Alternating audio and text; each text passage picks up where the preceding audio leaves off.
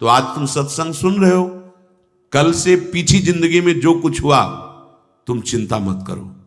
वो गलती थी, हो गई अज्ञान की धरा में, अब हम भगवान की शरण में हैं, सत्संग मिला है, अब हम वो दोबारा गलती नहीं करेंगे और भगवान हमारे सारे पापों को नष्ट कर देंगे।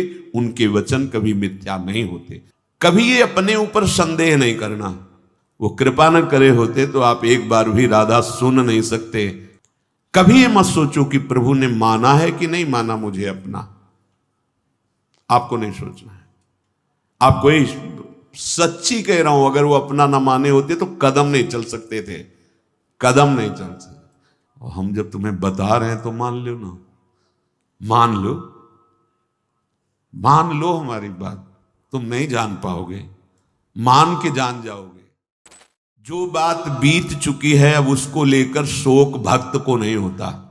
जब हम कह रहे हैं आपसे कि हमारे स्वामी कह रहे हैं कि सर्वधर्मान परित्यज्य मामेकम शरणम ब्रज, तो हम त्वाम सर्व पापेभ्यो मोक्षयिष्यामि मा शुचा। तो आज तुम सत्संग सुन रहे हो, कल से पीछी जिंदगी में जो कुछ हुआ तुम चिंता मत करो, उसका शोक मत करो। अब तुम नाम जप करो, सब ठीक हो जाएगा।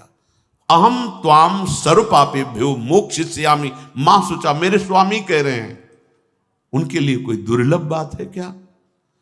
बीती हुई बात को लेकर शोक करना वर्तमान के समय में मानो समय बर्बाद करना है। अरे पीछे तो गलती हो ही गई, अब हम इस समय को उसके चिंतन में बर्बाद। राधा राधा राधा राधा राधा।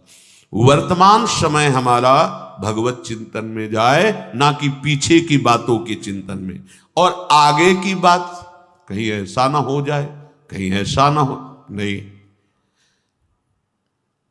वो गलती थी, हो गई अज्ञान की धरा में, अब हम भगवान की शरण में हैं, सत्संग मिला है, अब हम वो दोबारा गलती नहीं करेंगे और भगवान हमारे सारे पापों को नष्ट कर देंगे।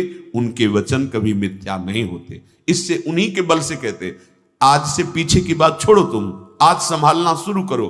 और बड़े बड़े ब्रह्म ऋषि, बड़े बड़े महात्मा बन गए। ऐसे लोग जो हिंसक थे, ऐसे गलत आचरणों में थे, संतों का संग मिला तो महान बन गए। हम उसी इतिहास, उन महापुरुषों के वचन और उनकी कृपा का जो कुछ अनुभव गुरु जी के प्रताप से हुआ, उसके बल से कहते हैं तुम निश्चिंत रहो।